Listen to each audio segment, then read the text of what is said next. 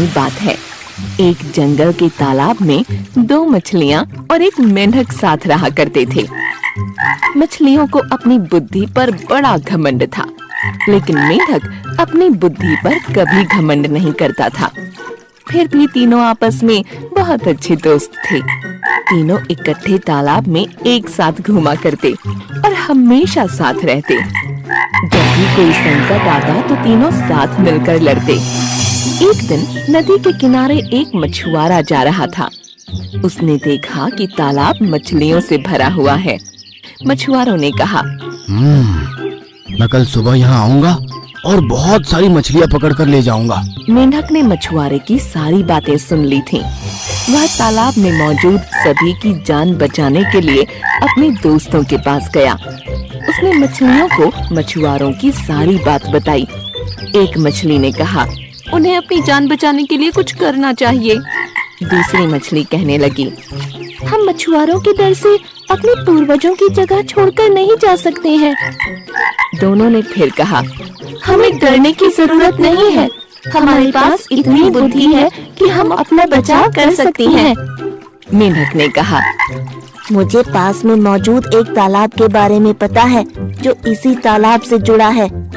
उसने तालाब के अन्य जीवों को भी साथ चलने को कहा, लेकिन कोई भी मेंढक के साथ जाने को तैयार नहीं था, क्योंकि सभी को उन दोनों मछलियों पर भरोसा था कि वो उन सब की जान बचा लेंगी।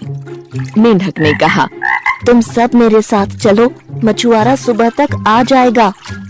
इस पर मछली ने कहा, मुझे तालाब में छिपने की एक जगह पता है।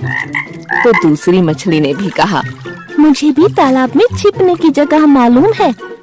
इस पर मेंढक ने कहा, मछुआरे के पास बड़ा जाल है, तुम उनसे नहीं बच सकते हो। लेकिन मछलियों को अपनी बुद्धि पर बहुत गुमान था। उन्होंने मेंढक की एक न सुनी, लेकिन मेंढक उसी रात अपने साथियों के साथ दूसरे तालाब में चला गया। दोनों मछलियों ने मेंढक का मजाक उड़ाया। अब अगली सुबह मछुआरा अपना जाल लेकर वहां आ पहुंचा। उसने तालाब में जाल डाला। तालाब के सभी जीव अपनी जान बचाने के लिए भागने लगे, लेकिन मछुआरे के पास बड़ा जाल था, जिस कारण कोई भी बचकर नहीं जा सका। जाल में बहुत सारी मछलियां पकड़ी गईं। उन दोनों मछलियों ने भी अपनी जान बचाने की बहुत कोशिश की, लेकिन उन्हें भी मछुआरे ने पकड़ ही लिया। जब उन्हें तालाब से बाहर लाया गया, तब तक दोनों की मौत हो चुकी थी। दोनों मछलियों का आकार सबसे बड़ा था, इसलिए मछुआरे ने उन्हें अलग रखा था।